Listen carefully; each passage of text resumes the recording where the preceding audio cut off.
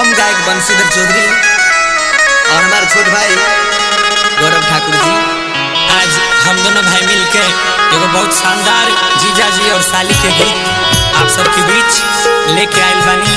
तो ये गाना के ज़्यादा से ज़्यादा प्यार दी, आशीर्वाद दी और चैनल के लाइक सब्सक्राइब करी और घंटी दबा के टनटनाएल दी।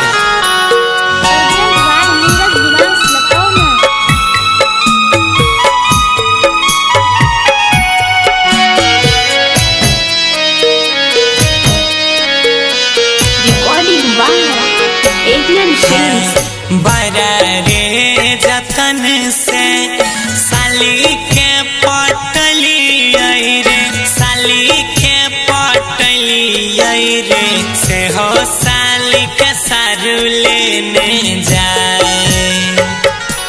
हाँ हाँ से हो साली के सारू लेने जाए।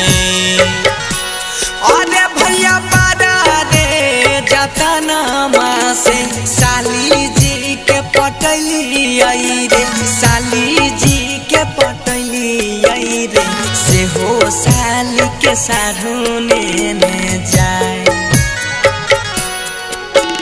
से हो साली के सारू लेने जाए। हमारे जानू के सारू लेने जाए।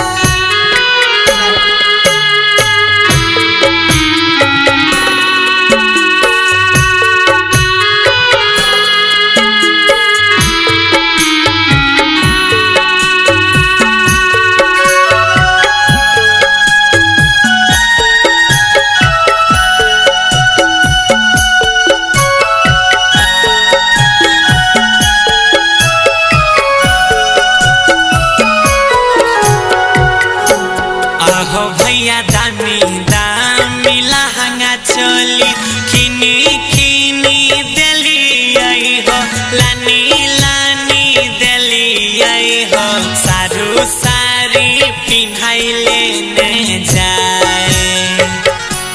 हाँ सारू सारी पिन्हाई लेने जाए। आहो भैया दामी दामी लहंगा चोली किनी किनी देली हो, किनी किनी देली हो, सारी पिन्हाई सारू लेने जाए। सीनामा पर छुरिया चला हमर जानू के सारू लेने जाए।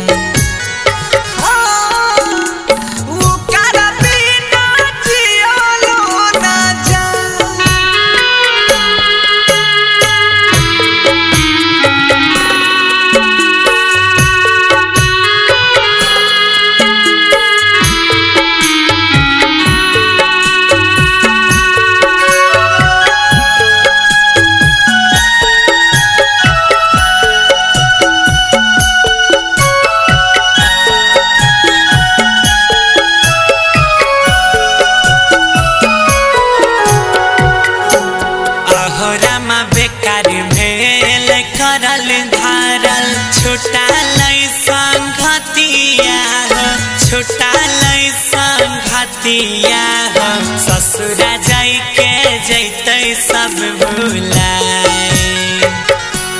हाँ ससुरा जाई के जैते सब भुलाए। आहो भैया बेकार भेल करल धारल बनसिया गौरव के, सोनुआ विमल सब के, ससुरा जाई के जैते सब